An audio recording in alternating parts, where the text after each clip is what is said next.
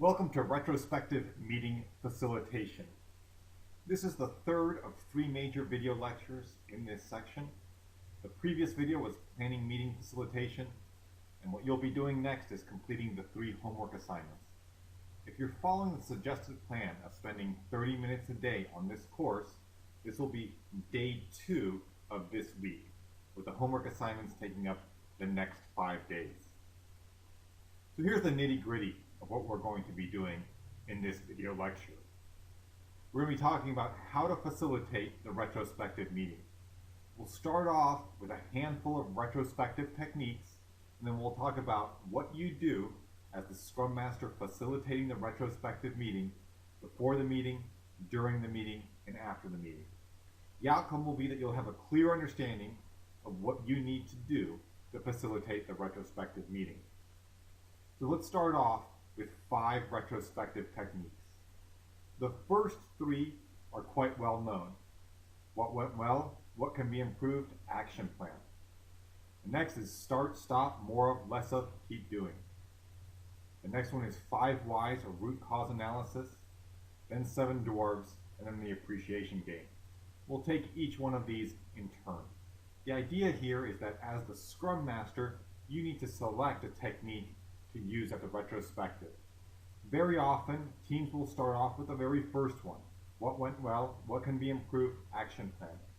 After a while, that will become a little bit stale, and you'll want to turn to one of the other techniques to liven things up. The first one is very simple. You start off by asking each team member what went well, and you record the answers, ideally on a big visible chart. Either an easel pad or a whiteboard is what's most commonly used. Then you ask the same question for what can be improved. Make sure that you spend some time on what went well. It's very easy for teams to focus on what isn't going well or what can be improved. So take time to get the first question. And then once you've recorded the answers to what went well and what can be improved, you use dot voting or fist of 5 or something else to select one of the items in the what can be improved list. And then you create an action plan for improving that item. So let's say, for example, that the team says that there were too many bugs, and they decide that that's what's going to be their top issue. They want to put an action plan against it. And their action plan involves writing more unit tests. Then you'll help them create that plan, and then during the next sprint, they'll implement that action plan. And you'll carry that action plan into the next retrospective to revisit it. Here's the next technique. Start, stop, more of, less of, keep doing. Create 5 lists labeled as follows. Start, stop, more of, less of, keep doing. Give the team members sticky notes and ask them to brainstorm items that belong to those 5 lists. Then put the sticky notes on the list and then lead a discussion about the items that are most pressing for the team. And as always, select some items to put on the improvement backlog and actually work against them during the next sprint. The 5 whys. You ask 5 whys around a problem. So start off by picking the problem and then ask why 5 times. And then conclude by deciding at what level you're going to address the problem during the next sprint. Here's an example. Let's say that the problem is the server crashed. Why number 1 is, why did the server crash? The answer is because it ran out of memory. Why number 2, why did it run out of memory? Well, the answer is because the code had a memory leak. Why number 3, why did the code have a memory leak? Because it was improperly tested. Why was it improperly tested? Because we ran out of time in the sprint. Why did we run out of time? Because we took too much work into the sprint. So you see that the final why, the final answer, is radically different than what the initial superficial problem statement was. That's the great advantage of this technique. This is something that you can do today. You can go to your team and say, let's run 5 whys on the most recent issue that we've had. The next technique is a lesser known technique. I call it the 7 dwarves.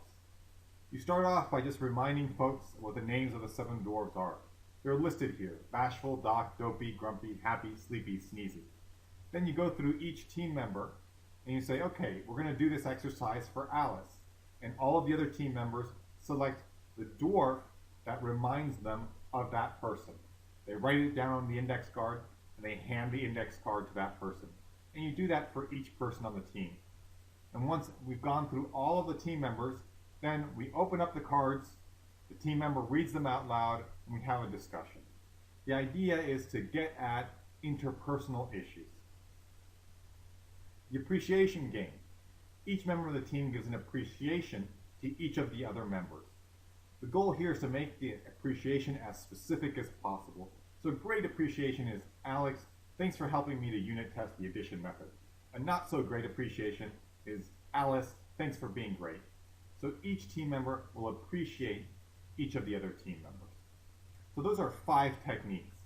Let's talk about the retrospective prime directive. So we talked about that way back in section 2. So a question for you to ask yourself as the facilitator of the retrospective is, do you want to use the prime directive? And if you do you want to use the standard directive or the needs-based directive that I arrived at after doing careful analysis and research in section 2. So recall that the standard directive is, regardless of what we discover, we understand and truly believe that everyone did the best job they could, given what they knew at the time, their skills and abilities, the resources available, and the situation at hand.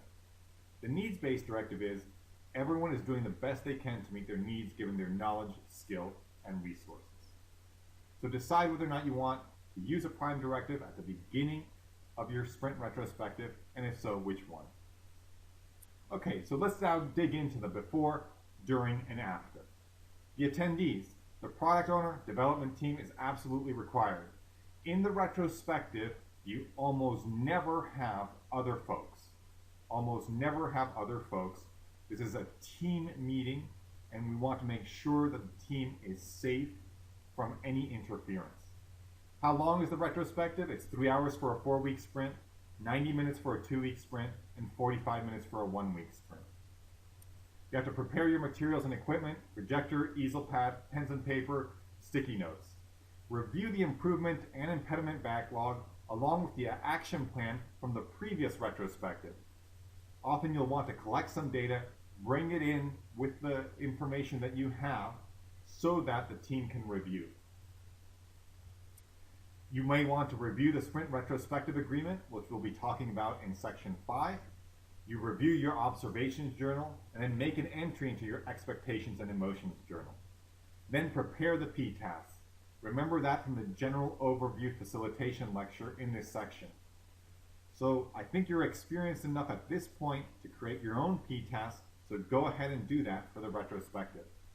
Select a retrospective technique. It could be one of those 5 that we've already discussed, or it can be something else. And then bring in artifacts, data, graphs, etc. that the team will want to have while going through their retrospective. If you have a burned down chart, definitely bring that in. Now, during the retrospective, remember that the retrospective is a formal meeting to execute, inspect, and adapt. The focus is on the people, not on the product. The review is the meeting where we discuss the product. The retrospective is where we talk about people, processes, tools, how people are working together. So we're not critiquing the product and describing how to make the product better.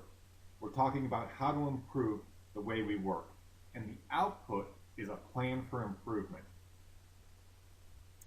So your opening is to work through PTA, purpose, time, and agenda. Review the sprint retrospective agreement if it's necessary. Review team norms if they're necessary.